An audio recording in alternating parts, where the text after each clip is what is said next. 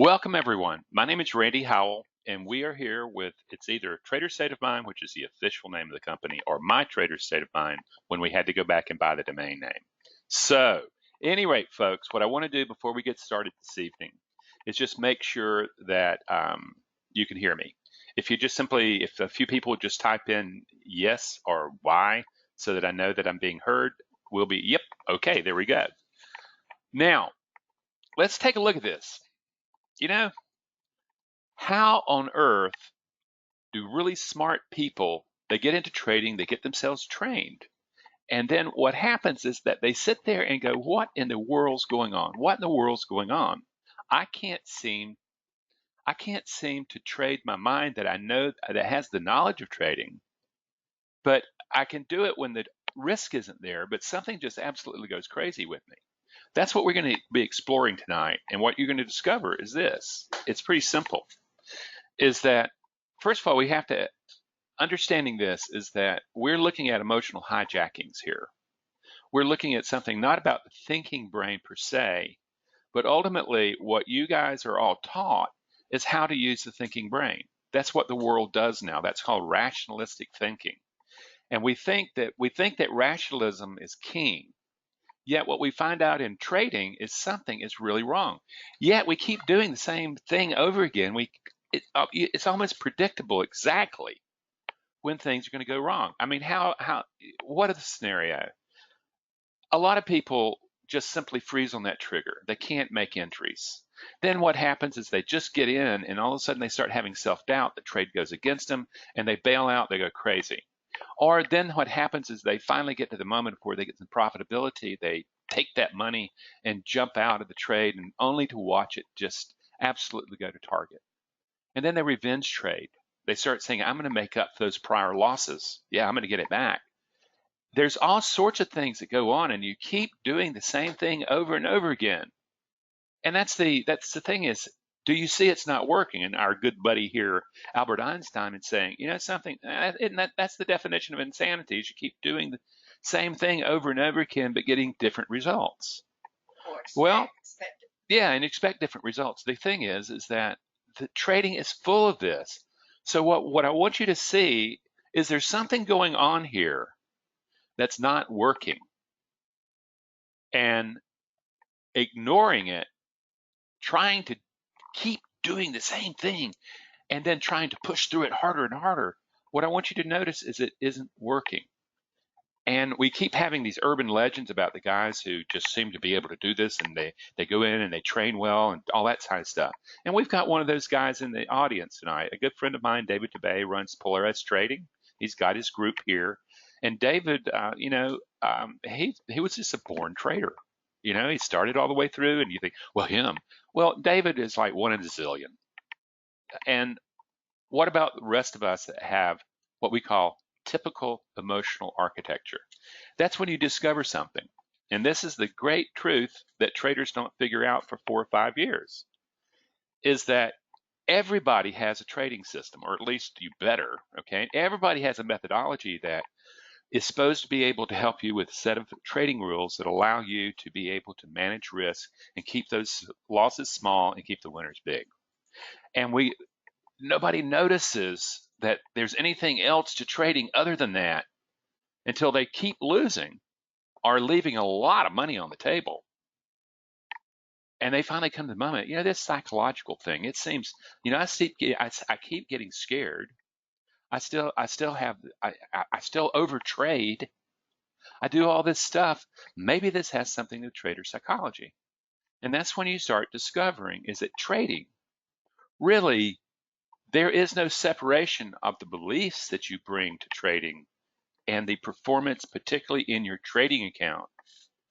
And you recognize that those beliefs that are embedded in your psychology and your biology, I might add, influence greatly the trading system and the methodology that you trade with.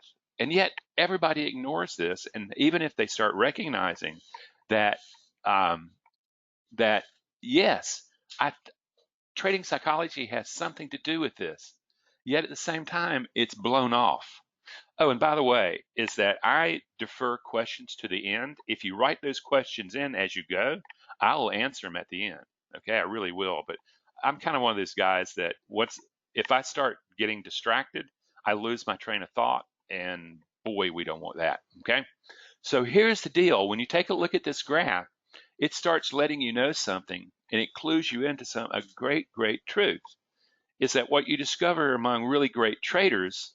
Is they recognize that trading is about 80% in the mind. They realize that that's the trick. Everybody has to learn to play the game, but it doesn't mean that you can play the game and play on a high level. You know, mediocrity kind of kicks in there, and most traders stay at a pretty mediocre level. Hence the 95 to 98% failure rate in trading, because they don't adapt to what the trading account's telling them. So we take a look at this and we go, wow. And we begin to come to a big deal. And what that big deal is that you have a brain that was designed for another time and another place, and not right now. It's designed for short-term survival, and it's not designed for literally probability management. It can't do it. As a matter of fact, what you're basically doing with your brain that evolved over vast tracts of time in a very dangerous world and had to make lightning fast decisions, okay? What you've got it doing is and every time it engaged uncertainty, it fired these lightning fast decisions. You're taking that brain that did a great job of making you a survival species, and what you've done is you have given it its worst nightmare. We're going to be talking more and more about that. And what people haven't done in trading is this: they have not taken into account the survival instinct programming, and I'm talking coding. It got coded into the way you think and behave of the emotional brain. That emotional brain was there a long, long time before your thinking brain. And yet today what happens is we think the thinking brain's king. We think, oh yeah, we've got these emotions and we need to kind of push those out of the way. No, the emotional brain actually determines the quality of your thinking. So the thing is you may have great knowledge of trading, but the moment that fear touches in, that primal fear, okay, it kicks in, and what happens is all that knowledge is useless. Practically everybody gets to experience that at one time or another. And what you discover is this: your emotional brain truly sits beneath conscious threshold. I don't like to say that that's unconscious, but it is subconscious. And that subconscious is your limbic system, or the emotional brain, or what I actually refer to as your orphan nature. And it's learning in an amoral way about what works for short-term survival. What you're familiar with is that little bitty part of that iceberg that says conscious mind. You're not looking at 95% of the decisions that you make are done at the emotional level, or what we would like to call the subconscious mind. What we're attempting to do here is we need to make that subconscious conscious. We need to take your implicit beliefs that are driving your performances, and you'll know if those implicit beliefs are accurate and effective or not by the health of your trading account. That's the bottom deal here, is that with me, everything is about the health of your trading account. It's the only friend that you're ever going to have. You may not like what it has to tell you, but it's going to tell you the truth rather than your lying mind. And my promise to you is your mind will lie to you every time. It is built to lie to you. So you're getting this going, okay, so Randy, are you telling me that the emotional brain is actually what we're calling subconscious? Yeah, absolutely I am. It's not subconscious in Freudian way. No, it's subconscious because it doesn't have a language. It doesn't think. It emotes. It builds solutions to problems that it experiences as dangerous or threatful. And what it does is it produces learning. It becomes automatically, emotions really are biological action potentials that coordinate action between you, the trader, and the environment, the markets. When there is a change in the market, there is an emotional triggering. in you. And the key is that it's all happening on a subconscious level, or otherwise everybody would be successful traders. They have the knowledge, they just don't have the functionality of their emotions to produce the mind that can trade in probabilities. And therein lies the problem. What we have, my friends, and when you're looking at this graphic here, what you're looking at is that the modern man sitting there with that little egghead type deal of his thinks he's in control. Yet what happens is he doesn't even think to look behind him and to see the subconscious or the emotional brain. That's where 95% of the decisions are being made. And in today's world, what we know, particularly in advertising and marketing, is that we videotape. When I was in advertising, I did a lot of quantitative and qualitative study, but the stuff they're doing today is they've actually learned how to read the eyes as a function of emotion. And what they're doing is they're looking at emotional reactions to different offers, to different products and stuff like that. That's how they're doing such incredibly great advertising now compared to when I was in the advertising industry in the 80s. They're activating the 95% of the decision making that's done on the emotional or the subconscious level. That's what they're doing, friends. You are acting from that, whether or not you like it or not. That's not the key here. The key is am I going to learn how this little caveman brain of mine works? Because it's its survival instincts are killing my trading. And until I learn how to deal with that emotional brain, that limbic system, I am going to run into these hidden biases, these assumptions that the limbic system made, never clued the thinking brain in. And then you discover the thinking brain is only making up alibis. It's making up stories that supports whatever the emotional brain's already decided, even if it has to lie. Yeah, that's us. That's human beings. Ultimately, what you're looking at, and what I'm trying to do, if you want to crack the code that's absolutely blowing out your trading from its potential, this is what we're talking about right now. I want to repeat it one more time. You have a brain that was designed for something completely different than what you're trying to force it to do. And when you're doing it, you are putting it into its worst nightmare. It's built for certainty of short-time survival. And you're putting it into probability of long-term gain. That's not what it was built for. Out of those beliefs that develop in the emotional system, you begin to see the reality, you see the truth. So the truth really is observer generated. Whatever the beliefs are in that observer, that is what you're seeing. How many people do I know that says, the markets are against me? They're not against you. You're just walking in. There's plenty of people who make, well, not plenty, but there are people who make good money, exceptional money trading the markets. They understand the markets aren't against them, but they're not for them either. And what they learn to do is they learn to read and see what the market's willing to give them, rather than having to be right, having to be in control. That's the big deal. But I want you to get that. You see, when you see data, it's data. But when you see it through the beliefs, the biases of the emotional system, it becomes the truth, or as Stephen Colbert would say, truthiness. So we come there, and let's take this one other time. We have all this sensorial information coming in, okay? And it's all coming in to the brainstem, what's known as the reptilian brain.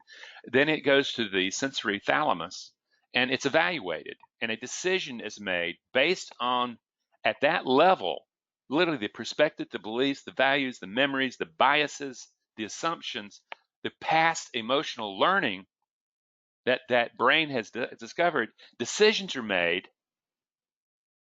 Maybe not so good if it was a limitation of probability, and all of a sudden you behave. Suddenly when that trade goes against you, you just absolutely lose your control and do really crazy things, and you find yourself totally out of control, or you freeze.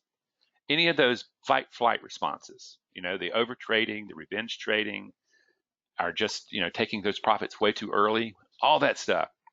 And the key is, what I want you to understand, you do not see information and then make a belief out of it. No, my friends, you believe and you force the facts to fit that belief, no matter how outrageous. Okay, one of the big beliefs that we all bring into trading, we're going to be talking about these in a minute. People get sucked into trading because they believe that there is either a gold mine or a pot of gold at the end of the rainbow. In some fashion of that, and they jump into trading, and they don't even assume that fundamentally you have to become an incredible manager of luck, of probability, to be a winner and trader. It's kind of like poker playing, is that when you play a really good poker player, what you discover is he's not gambling. He understands the potentiality based on a given setup in hand. He understands the potentialities and the probabilities on almost every one of those, but there's also wild cards. There's also wild stuff happening, and that's where the luck accounts for. So you're looking at this and you're going, wow, so everything I'm doing, I may think in one particular unstressful moment that I've got my act together, but then what happens is all that information gets filtered through my brain and its biases, and suddenly it sees threat or it sees opportunity, and has the need to hunt, the thrill of the chase, or develops fear, and you end up with fight-flight behaviors. Wow. But I want you to get it, friends. You do not believe and then see. You see and then believe. No. I said it all wrong. You believe and then see. And therein lies the problem. You know, when you're emotionally drunk, you think you're making rational decisions, but actually reason is serving fear. Reason is serving lust. Reason is serving fear or anger or lust. That's what happens, and before you know it, you're making really crazy decisions. So this is what it kind of looks like. The moment that you hit stress, okay, suddenly what happens is that your emotional brain totally takes over, and all of your ability to reason falls to the wayside in a rationalistic way. And that's when you discover 95% of the decisions you make, bam, that's where they're coming from. They're coming before thought. And the thought that finally shows up is just time to rationalize the decision-making process. The whole thinking, that big, huge glob of stuff on the right side of that guy with the brain, is disabled. And that little itty-bitty thing called the amygdala is controlling everything. That's what you guys keep pushing the brain to do. And until you learn how to work the problem differently, it's going to keep happening. And what I'm going to do, this is a schematic, and I use it a lot. And what I want you to do is to see it, because this is literally how you get hijacked. You know, we were looking at all that emotional information, that emotional stimulation. It's coming into the sensory thalamus. That's on the bottom left hand of the graph. And in that sensory thalamus, there is a air traffic controller, or a traffic cop. That traffic cop, or the air traffic controller, having a hard time pronouncing that, that is where all those biases of the emotional brain are. It's by history, it has already come to certain beliefs about the danger or the opportunity that's sitting with a given situation. And out of that past history, out of that past limbic learning, it's going to make a decision about sending information either to the neocortex, that sensory cortex, or, and that's the high road. And by the way, it takes 0.25 seconds for the electricity, for the behavior to actually, the information as behavior to get from the sensory thalamus to the neocortex. Meanwhile, the information is shot over to the amygdala when that air traffic controller says, man, we've got trouble out here. We've got an emergency. We've got a threat. And by the way, is that the limbic system can't tell the difference between a biological threat and psychological discomfort. It doesn't know about psychological discomfort. It's all threat to it. It's a saber-toothed tiger on your tail. That short route, that low route, takes 0.003 seconds to get to the amygdala and the firing of the fight-flight response. And that's the memory you get when you see that hippocampus sitting up there. What's happened is that you're making, I can't tell you how many times I have to work with traumatic memory from where a guy has just absolutely blown himself up. And what he does is he's operating out of a particular memory that has been formed. And ultimately, we have to go back and reform that memory to be able to find different ways to force the brain into reinterpreting the experience back into encoding a memory. That's what it really boils down to. But that air traffic controller, man, he's everything. And he's the one ruining your life. And you have to, that's what you have to reprogram. The way he responds to uncertainty, that part of you responds to uncertainty. It's encoded by your survival instincts to see it as dangerous, or to see it as like, the hunt's on, I have to go get it. That's overtrading. And boom, before you know it, that decision's made, and you're already in behavior. You're already having an emotional behavioral response to whatever's happening in the markets before the neocortex even gets the information. That's a hijacking, friends. Happens all the time. So what I'll ask of you is understand this, is that you perceive facts according to the emotional beliefs about your capacity to manage uncertainty. Your beliefs lie to you. You literally make up stories, friends. And I want you to hear one more time is that your emotional brain, this subconscious stuff we've been talking about, cannot tell the difference between psychological discomfort, which that's the experience of uncertainty. You're not really sure, you're uncomfortable. You've got a debate running in your head. There's at least two sides of the argument about get in, get out, get in, get out, which is the best argument being made. Ultimately, the observer that you are somehow has to make a decision once all the facts are laid out, and you make the best decision under the circumstances you can. Unfortunately, a lot of the information coming to you is the beliefs are causing lies to come to you. Literally, you're lying to yourself, friends. Believe it or not, that's what's happening. And what I want to do is this next group of slides is really about what we get from our evolutionary psychology. This is not you as an individual having a psychological little glitch in you. This is our whole species, friends. So from this place, you come loaded with distorted beliefs. And remember what we've just learned about beliefs. They lie. They lie to you, okay? And the first one is the easy one, is that you believe you're going to win against all odds. Go back. You believe you're going to get against all odds. You believe you believe that somehow, even though you've heard these guys talk, yada, yada, yada, that most traders, they blow through their capital in 3 years and are gone. Yeah, yada, yada, yada, but there's me. I'm the Rocky. I'm the guy who's going to win all against all. There's something there. And what happens is you just absolutely get drunk on the prospect of making it rich quick. I can't tell you how many times and a lot of the really slimy snake oil trading organizations, what they do is they feed on that. They darn well know that that's part of your evolutionary psychology. And at one time, it was very useful. We had to believe against all odds we were going to survive. And it wired into us as a trait because it was adaptive and it was very successful. However, you also believe that you can make up for prior losses. The casino knows you can't. And I can't tell you when I'm working with traders, even after they've been working with me, they say, yeah, I just wanted to get back to break even. I just want to make up for those prior losses, and I'd stop. And what happens? Of course, they can't stop. Of course, they're in a mood now where they're angry. They have that fear, anger complex going. And what happens? They make very poor decisions, and they self-sabotage themselves. And this is enormously. And again, the casino knows that. And that's what really good traders know. They know that what happens, you think you can make up for prior losses, and you're going to jump back in and try to make up for it when in fact you can't. Yeah, that's what happens. And then this is another, this is part of your evolutionary psychology. This has nothing to do with you as an individual. You actually believe that you can control outcome or predict outcome. You can make things happen. And if you happen to have been successful in business or in a corporate world before you got into trading, it's doubly so because you think you're going to win. You think you have the juice to win. You think you can make things happen.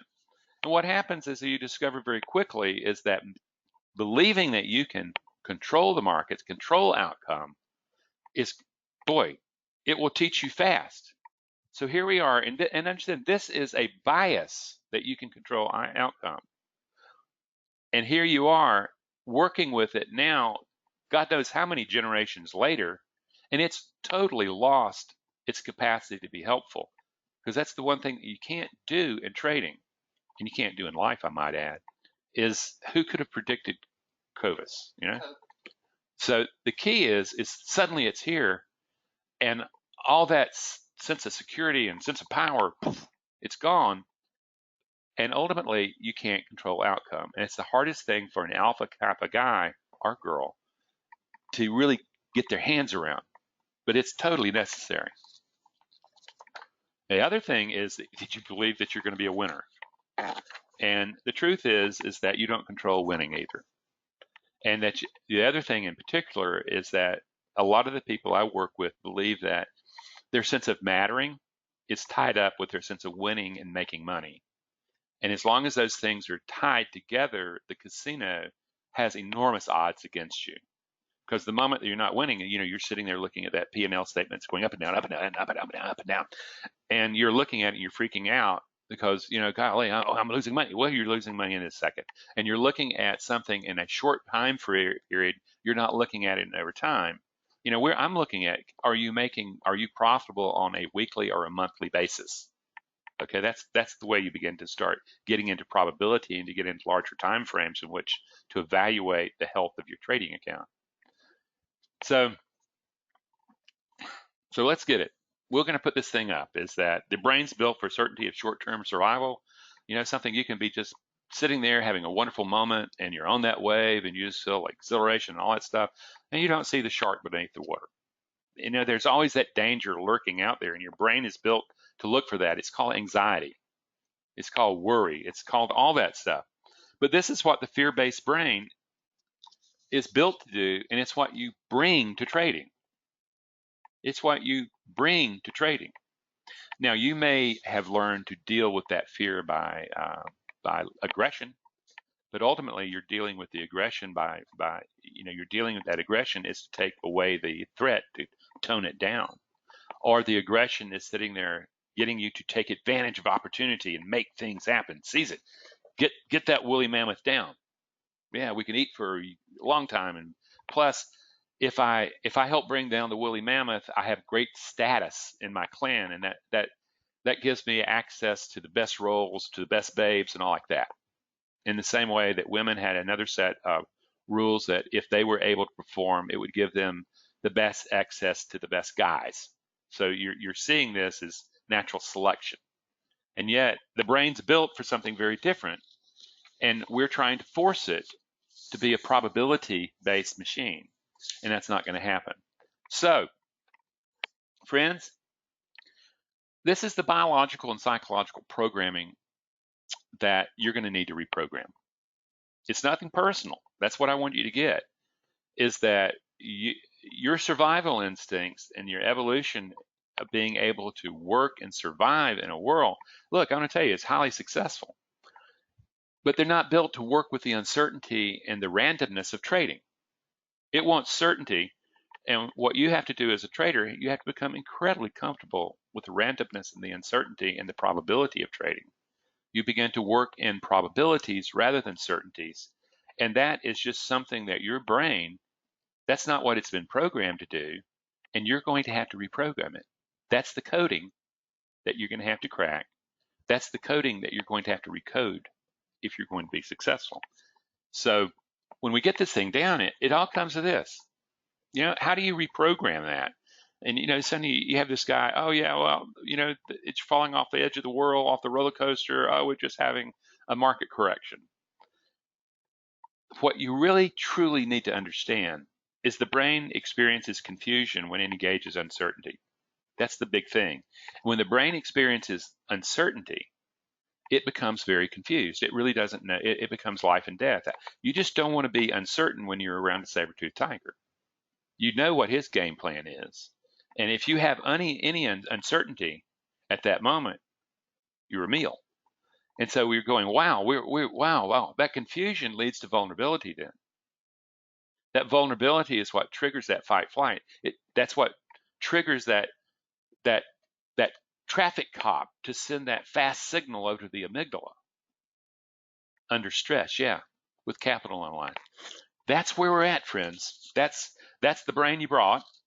And the real thing is, how do you get past it? Well, the first thing is realizing that you are going to be calculating risks all the time, and if you define gambling as basically calculating risks and basically putting your bets on the best options, you're looking at a person looking at three doors. The thing is, you look at initially, you think, well, that's a 33% chance either door. At the same time, you don't know what, and at the same time, depending on your technical analysis, depending on literally the way things are, each of those may represent different things, but they're all uncertain. Okay?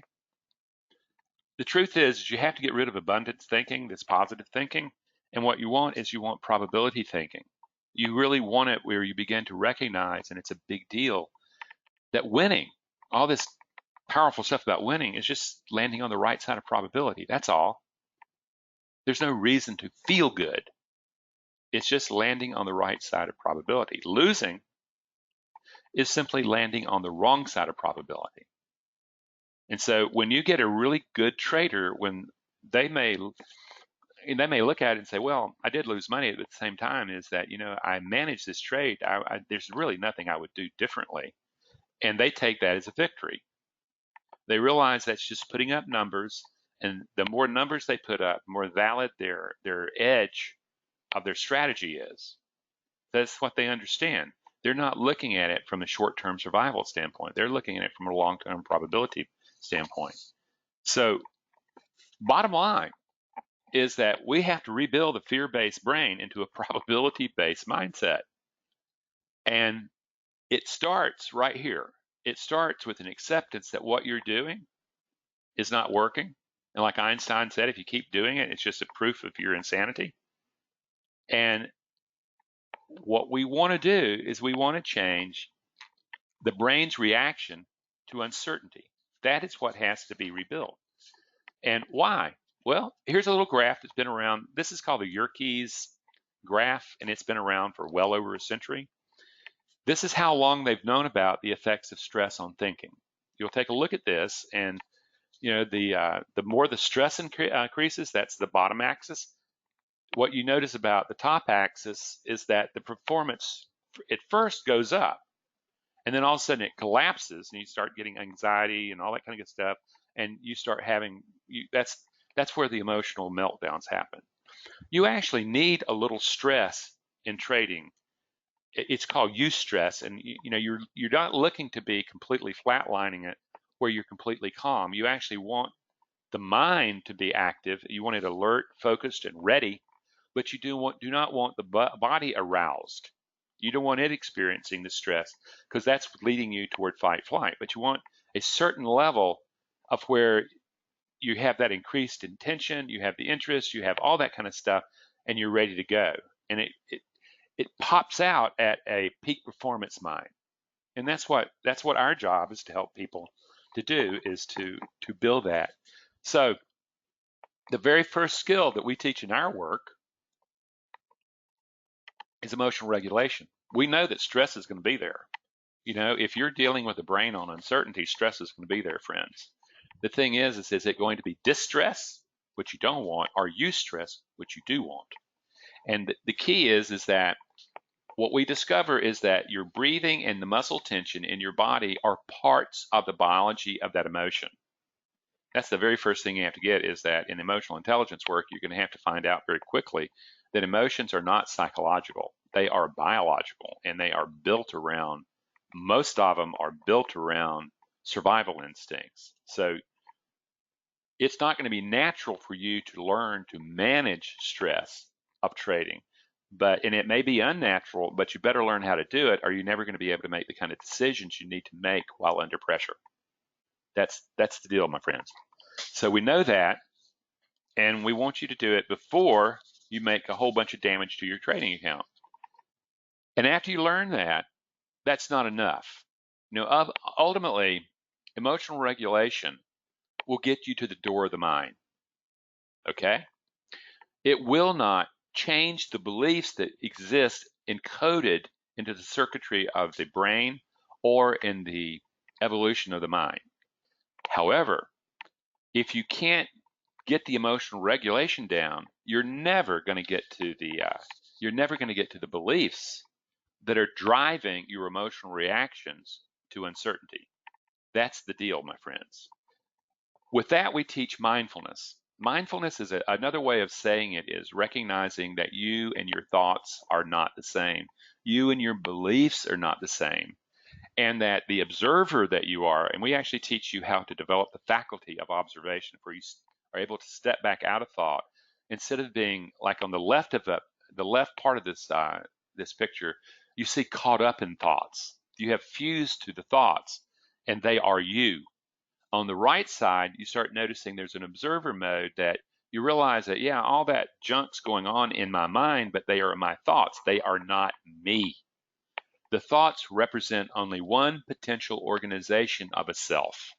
You do not have to buy into it. You do not have to be swept away by that organization. As a matter of fact, because of the capacity of our ability to observe, you can begin to reorganize the very emotional programs that give rise to the thinking.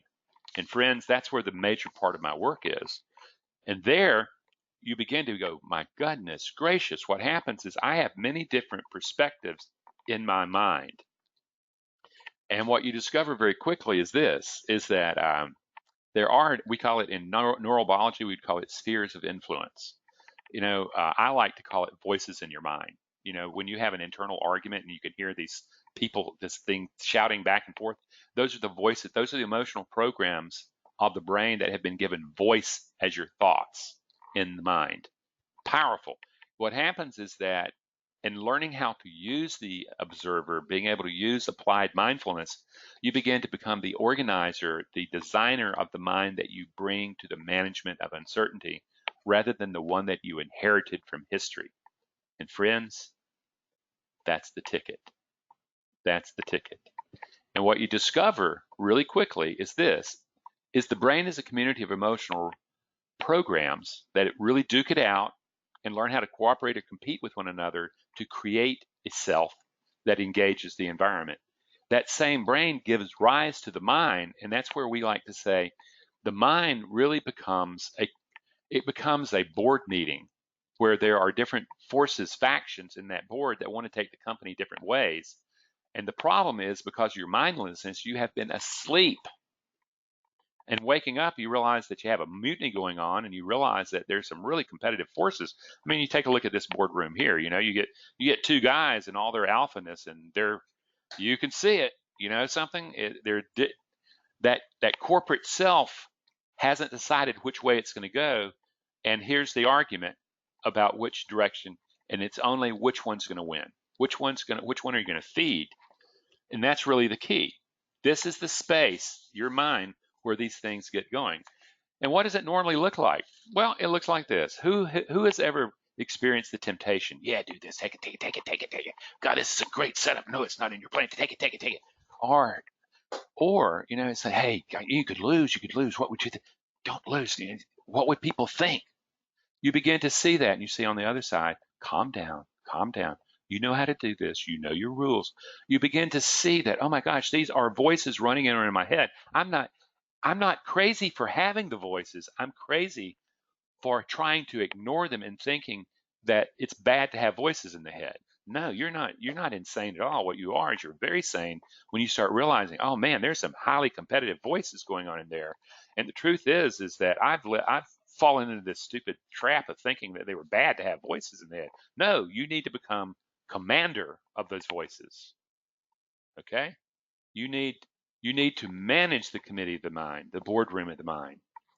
Otherwise, what happens is that what you discover very quickly is that it's very easy to self-sabotage, because the organization itself, particularly that historical one, the one that you bring to trading, you're putting it into a position where, of course, it's going to get fearful. It's going to start having self-doubt. It's going to start having aggressive moves toward potential opportunity. And there you are, by not waking up to how the mind works under stress, you're actually sabotaging the skill sets needed to be a winner at trading. It's crazy, isn't it? The fourth skill It's interesting is that we also have enormous strengths living within us, and probably one of the best places that you can ever go to see the archetypal symbolization of the emotional programs is the movies Lord of the Rings. I can't tell you, Aragon over there. He's lost the privilege of the ruler class, and he's earning it back. He's the ruler. He's the one that brings Middle Earth back. Then you have the elf who is the healer, but then you have Gandalf who's the sage, and you have the courage of a little hobbit. You begin to see these. Wow, wait, living within me is the discipline of a ruler. Living within me is the courage of a warrior. Living within me is the self-soothing of a caregiver. And living within me is the impartiality of a sage. What you realize that these are also emotional programs that somehow the limbic system did not opt in on, and they don't show up every time. What we do is we actually teach you how to access these programs by a variety of different ways. We actually go into memory and reorganize memory so that you can have access to literally times that you did have these and pull them up as feeling. We also get into the moment where we find symbolic representations, archetypes, that are able to resonate with those emotional programs. We have powerful ways of getting at them, and we bring them into working awareness. So out of that, what happens is that in the same way that you have that fear of what I would call your orphan nature, the criticism and judgment or temptation of that inner critic part of yourself, the kind of the destructive part of the self, you also have these powerful traits that make up the probability mind. And that's what we're trying to build. We know that the old way doesn't work. It's survival's instinct oriented, whereas we need probability based. And these are the four pieces: the discipline of a ruler, the courage of a warrior, the self-soothing of a caregiver, and the impartiality of a sage. Those are the elements, those are the emotional programs necessary. And again, you can learn to bring them up under pressure. That's what we do. So that they engage uncertainty as an emotional cocktail rather than the old emotional cocktail that you learned in the past. So, the fifth skill, you learn to turn toward your fears and to master them from the inside out. You're not looking for another toy that's going to give you an advantage. You are the Holy Grail, but you're a diamond in the rough. You have to learn to bring those strengths, and you have to hone them into the powerful human being that you can be as you engage uncertainty. Then you face your dragons. You will never have complete information. You can do everything right and you can still be wrong. But what happens is you learn to have confidence and your ability to make the best decision under the circumstances that's possible. And you would do it again. You played the probabilities right. Doesn't mean you won. It means you performed well. And friends, that's the edge. You're not trying to control outcome. You're controlling the performance you bring into the moment. That's what you're controlling. And friends, if your system has an edge to it, that's how you manifest that edge. So here we go. Wow, this is interesting. So suddenly, and I love this image.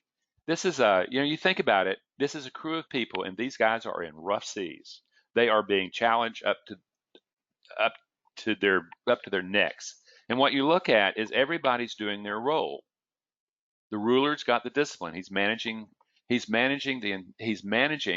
literally the mind that he brings into that moment. Each one of those people on that team have a specific role, and they're doing their role under the auspices of that ruler. And what you're doing is, yeah, these guys are in rough seas, no doubt about it. But what happens is they're functioning, the mind is functioning as a team, and they're pulling together, which gives them enormous opportunity. And this is the mind that can be built. There's always going to be stress there. There's always going to be stress because you don't know what's going to happen. You may want to predict what happens, but the truth is it's only a hypothesis. And to be honest with you, it often is not right. And to the skilled trader who is working probability management, the moment he sees he's not right, he doesn't take it personally. He gets out at a small loss. He's managing the randomness. And then what happens? He keeps working the program. He keeps working the program. He keeps the mind right and realizes that winning also is only landing on the right side of probability. So he doesn't get euphoric. He stays disciplined. He stays impartial. So there you go, friends. So ultimately, this construction of an emotionally based thinking is focused on performance, friends. And in this flow moment, when you're taking a look at a performance like this, is that skier is one with his environment. There is no separation between the act he's doing and the person doing it. You begin to see that flow moment, and he's not thinking about what bad things can happen. He's in the moment. He's there. That's really what happens with the trading too. So where does this all lead us? This really leads us to a place where you go, do I want to become the change that is going to have to be necessary in order to be able to develop being a consistently profitable trader, or do I want to continue the same stories, the same things, and how long do I want to do them? That's really what it comes down to. A lot of people, usually takes 4 or 5 years for people to recognize, oh my God, something, I need to do something about the psychology that I'm bringing into this stuff, because just knowledge by itself is not working. And I can't stuff the emotions. I have to learn how to master my emotional nature. Only by mastering myself do I master trading. So how do you do this? Well, the first place we start is an offer where, first of all, if you don't know very much about my work, get my book, read my articles, that there are tons and tons of them. Go to YouTube, watch hours and hours of the videos that I've done there. Get acquainted with this emotional intelligence work of trading and really begin to understand, oh, this is the missing piece to the puzzle between me being able to perform at the levels that I need to be or staying in mediocrity. That's really the big deal. It's done as a group course. And our next one will be in September. And if it's a great course. It teaches you the basic skills you need to be able to rebuild the mind for probability management. It's a great course for that. The other one is that it's the individual course, and it is for people who are dead serious about this, and they realize that the individual mentoring is something that they value, and they realize that they need to be able to do this. Okay, and what they do is they realize, oh gosh, I have the opportunity of having 10 sessions with Rande over a period of 3 or 4 months, and we get to go through a program that is a lot more comprehensive and a lot more personal than the group course. And it really gets at the meat of what that you need to be able to find that holds you back and redevelop the self for trading. It's powerful. And if you're really considering what option, I invite you to a free consult. I just simply don't have enough time just to talk to people, just blah blah blah blah for an hour. I can do that all day long. But when you're in a place of you're saying, I need to make a decision, is this for me, and which one of these it would be best if I did decide to do it. And I would like to be able to help you. And sometimes, to be honest with you, you're taking my courses is not necessarily the best thing for you. A lot of people find that they really shouldn't be trading, and that's a very good piece of information to understand.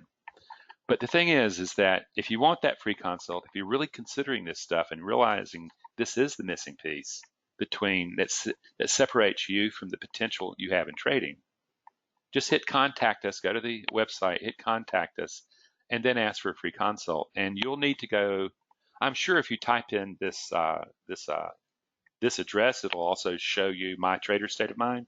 But Doris, would you please type in My Trader State of Mind web address so that it's Trader State of Mind. Okay, they go to Trader State of Mind. See what I know. I'm the teacher, so I don't have to know all the ins and outs. But we have a few minutes, and if you have any questions, I would be very happy to. I'll be very happy to answer them for a few minutes here, and just let me know if you have questions. Just type them in, and otherwise, what happens is, oh yeah, and when you go to the website, what happens is most people see it as they go, "God, what a bunch of information!" There is, like I said, there are dozens and dozens of articles. There is there is access to hundreds, literally hundreds of videos, and there's just a lot of information there about what to do. And there's things where if you just want to kick tires, there's very inexpensive things to get. There's also, you can sign up for our free newsletter. You know, there's lots of things where you can connect and start really beginning to make a study of this. So let's see. Well, I don't see any questions. Okay. Um, what are the costs of the one-on-one? It breaks down into two different ways. The total cost is $3,500 for the individual course, or three payments of $1,200, and so, you know, over 60 days. So basically, it's three payments when you decide to do it, and then a month later, then a month later. And like I said, it's a lot of people look at it and say, Randy, I can't tell you how much money I've lost in trading, and I can't tell you how much money I have left on the table. And they look at it that way, and they see the cost benefit of it. And it's like I said, it's a highly personal. Oh, the group course is $11.95, or three payments or five payments of $239 over a 2 month period. I think it's five payments, correct? Yes. Yeah, and a lot of every 2 weeks. Yeah. Randy, are you recommend the self-study course as well as the non-English speaker guy? For non-English speaker guy, what I'll tell you what, I have what I would do if I were you is I would actually, for $200 more, you can sign up for the group course, and you can do it as a study at your own pace. And what you get with the study at your own pace course is you get the recordings from the sessions. They're invaluable, okay? And it also gives you access to the entire virtual classroom forever. I would I honestly keep thinking about taking down the self study and not offering it, but we get that. I can understand the desire to do the self study, particularly if English can be a barrier. But the thing is that the at your own pace is just so much more powerful, and much bigger value. Yeah, it's a huge value compared to that. So, um, looks at me. I'm recommending one over the other, but I would spend the $200 and get a better value. That's what I would do. Okay, how long does it take to retrain the survival brain into probability managing? Oh boy, what a question. I have seen people take my course and in 2 months have their brain completely retrained, and stunning um, return on investment improvements and stuff like that. I have seen people take a year. I would actually, what we're looking for in the 3 to 4 months in the individual course, we're looking for you to open the door, get inside, and really begin to see change occurring. Okay? That, if you do the homework and if you actually do the work of the individual course, change is going to happen. Okay? So how long? I am from, I'm from the clinical side of psychology, and I've worked with lots of addictions and things like that. And what we discovered, it takes about 3 months to start reprogramming the brain. Then it takes about a year to be able to really make that solid. And that's the same model that I use, because basically in addictions training, what you're doing is you're first getting them stable and not having to use a drug, and then you're teaching them to use much more powerful skills. Do you have the program for living life in peace and self-control instead of trading. It's coming. I am now working with a consultant because what I kept getting is I can't tell you how many people end up taking this course not for trading but for basically self-mastery of their own potential. And I basically had a consultant come to me and said, "You got to do this." And we now are actually writing the book and beginning to develop the programming that will take this out of the context of trading and put it more to the development of potential. So it's coming. Group versus one-on-one, high-level overview.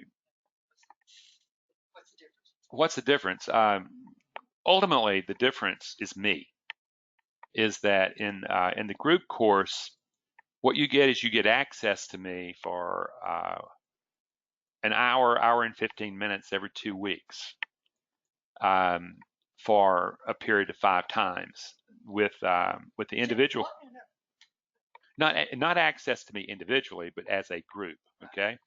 With the individual course, you and I are going to have 10 sessions together over a period of 3 or 4 months, and I'm holding you accountable to the work. And I'm working in collaboration with you, and that just doesn't happen in the group course at all. And and yes, it's also much more. You'll find a lot more stuff in the individual course, but more than anything, it also is directly pointed with a mentor with you, going into the mind at the beliefs that are stopping you from trading at a higher level. It's very personal. It's very personal. Okay. Can you please share one success story briefly? So you would have many. I know you would have. Well, actually, I tell you what. One is David DeBay. I don't know if he's on right now, but David DeBay runs Polaris Trading, and he's an enormously successful trader. And he's been a client of mine, and we're close friends now. He would be the first one, and basically, he was already a successful trader. He just learned to be a better trader. What is a very common thing is I'll give you an example of a pharmacist I work with in out of Washington State, and he started. He was he fit the Asian model of an impulsive trader. He did all that stereotypic type stuff. And as Charles and I work together, he is now running. He's actually slowed the course down because he's already successful. He's consistently profitable now, and that's the main thing. And he did it, and he was a natural student. He is a natural student, and he understood what I was talking about. And like I said, he works with about a $50,000 trading account, so it's not huge, it's not small, but he's seeing that 60 to 90% return on investment now. And what he's done is he's reached that level, and that was more than he was expecting out of the course. And now what he's doing is he's turning it and saying, okay, now what I want to do is I want to size up, because there is a natural thing is that you want to size up, and all of a sudden you don't realize that the brain's just simply not going to. It's just not going to be friendly to you if you just decide to size up and just jump, and all of a sudden your sizing is much larger and you haven't prepared the brain for it. Now he's actually in the sizing of it. We have a lot of people that as they get through the course, they're it comes down to, if you do the work, if you become people who do the work, what they do is they're not scared of a little hard work. They realize, oh my God, I finally have opportunity here to work with a person who understands this stuff on a literally a cellular level, and can teach me how to build that mind. And what they do is they jump on it, and they really just dig into the program, and those are the people who have success. If you don't work, it's not going to work. How do you know if you should or should not be trading? Well, first of all, do you have passion about it? And what are you trading for? If you're trading to make a bunch of money, then you probably shouldn't be trading. Okay? If you're trading because you have passion, you just love this stuff, and you just want to learn. But when you start seeing, I have found that people with ADHD just really shouldn't do it. I mean, it's just I have never I have seen people slow down their ADHD, but you have to really slow down that hyperactivity, that impulsiveness, and it makes it difficult. The other thing is really black and white thinkers, right or wrong thinkers, tend to make really poor traders because it's hard for them to make the transition to probability management. That would be the thing, is that if you believe there's a right and wrong, heaven and hell, that kind of thing, then you're probably going to make a really poor trader because, man, I want to tell you something. Trading is all gray. There's probability everywhere. Okay. Do you give advice on trading strategies? Absolutely not. I'm a trader psychologist. I do not. That just the strategy is there. There are plenty of, David DeBay is a good example. There are plenty of good people out there that teach great strategies. The problem is what David will tell you if you talk to him, is that no strategy is worth anything unless you have the mind that can drive that strategy. And unfortunately, that's what traders don't have. You mentioned about hard work in the program. Can you give an example of what that means? That's kind of work is involved. I have found people who really do exceptionally in this course lay out somewhere between 2 and 4 hours a day for their homework. And a lot of that is reading, listening to audiobooks, watching videos, doing all the guided meditations. But it's also recognizing that your trading itself is actually homework. And a lot of people, they will do their homework, but they won't do it while they're trading. I'm not interested in you learning how to do things in a yoga studio where everything's serene and beautiful and calm. I'm interested in you doing it in the combat situation of live trading. And like when you're learning to regulate emotions, I want you to learn how to use breathing and muscle tension relaxation, but I want you to apply it directly to you trading. I would be expecting you to be able to tell me that you are being able to calm down the intensity of emotion while trading. And that's just reps tradings. And the guys who really make fantastic progress are the ones that don't mind spending 3 or 4 hours a day. Now, those are not the type of guys who have a job and they're coming home and doing some trading, or they're working from home and doing a sideline of trading and stuff like that. They're realizing that they're going to make the time to make this course work. That's what I mean by that. But in an hourly thing, at least 2 hours a day. Okay. And the guys that I've seen that really just absolutely take this thing, it's not easy. What I'm asking people to do, I'm asking you to change the way the brain evolved. Now, I think about that. That's not easy work. You're going to do that by basically the intellectual property I bring to the game, but you're also going to do that by knowing how to work with the brain. And a lot of my work is about understanding that the way you've been working with the brain just simply doesn't work. You just can't use visualizations and affirmations and expect them to work under pressure. You have to learn how to basically build real experience and tap into real times that you were able to manage things rather than wishful thinking. And that comes with practice. And so I can tell you somewhere between 2 and 4 hours is a day, or catching up on weekends and stuff like that, is the requirement. And people, like I said, it's just amazing how people don't mind the hard work. That's what I mean by hard work. Okay, friends, I want to thank you for being here. I have really enjoyed myself, and my hope to you is that you have at least learned something from this that allows you to become a better trader and organized in the potential of who you are.